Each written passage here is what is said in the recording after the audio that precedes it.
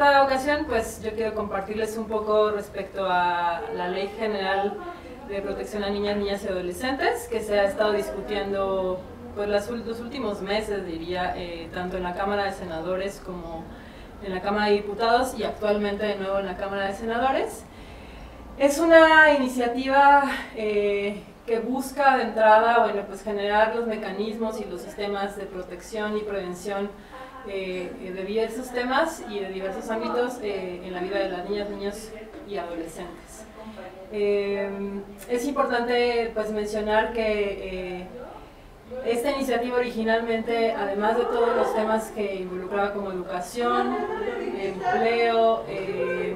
algunos marcos más de salud y de derechos humanos en general, tenía también un elemento muy importante que nos parecía como el IGE y como organizaciones de la sociedad civil que promovemos derechos humanos,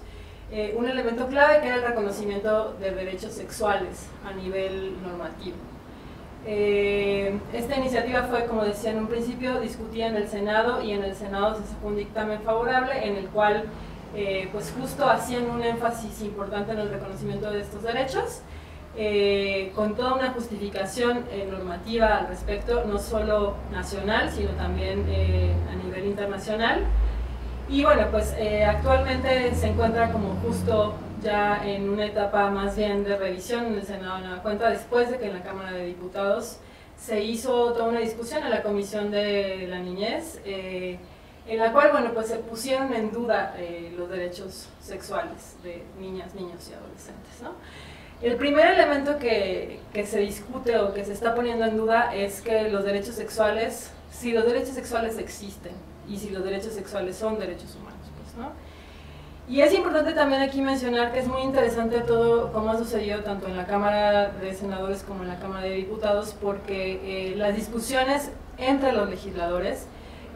sobre todo en el Senado, han sido justo de reconocimiento y de progresividad de los derechos humanos, no así en la Cámara de Diputados, ¿no? Entonces, lo primero es decir eso, que sí, los derechos sexuales existen, son parte de los derechos humanos y hay todo un sustento jurídico que tanto los propios legisladores como las propias organizaciones pues hemos estado como promoviendo y sobre todo pues haciendo el sustento de estos derechos. Entonces, lo primero es responder a esa pregunta, sí existen los derechos sexuales, y es muy importante decir que no solo existen en términos normativos y reconocidos en muchos tratados internacionales de los cuales México es parte,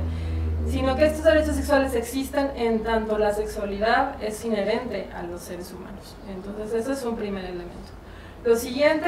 que se ha estado como poniendo en tela como de juicio y que me parece que es también parte interesante de esta iniciativa es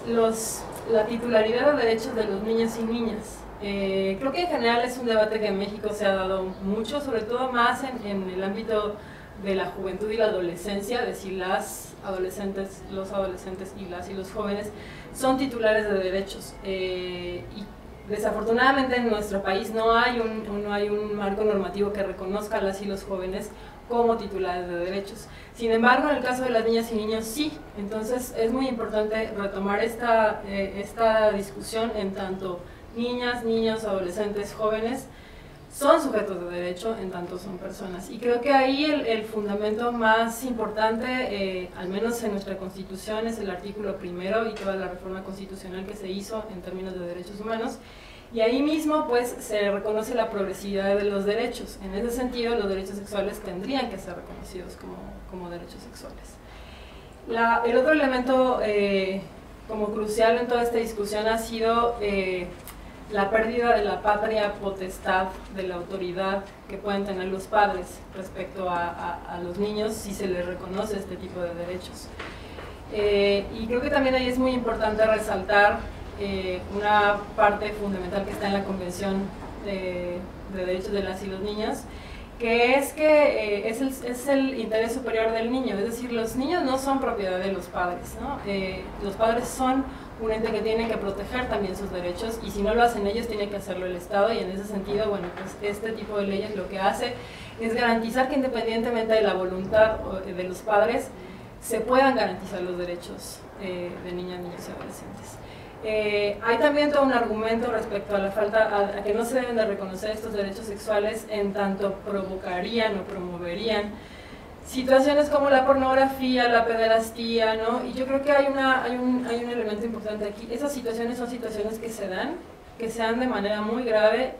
y que no están sujetas al reconocimiento o no de los derechos sexuales. Creo que justo se dan porque las niñas y los niños, las adolescentes, no cuentan con la información suficiente, por un lado, para poder saber hasta dónde pueden tomar decisiones de manera autónoma y hasta dónde pueden ser, digamos, forzados por los adultos. Pero también porque hay un sistema como muy, digamos, de doble moral en este país. Es decir, el tema de la pederastía, como se ha comprobado, es un tema súper fuerte que está involucrado hasta la iglesia, y eso es ahí es donde tendríamos que estar, digamos, poniendo el foco de atención, y no en el reconocimiento de derechos sexuales, que lo que buscan es la protección de niñas, niños y adolescentes. Otro tema fundamental también es que, por ejemplo, el tema de violencia sexual está fundamentalmente dado en los ámbitos familiares.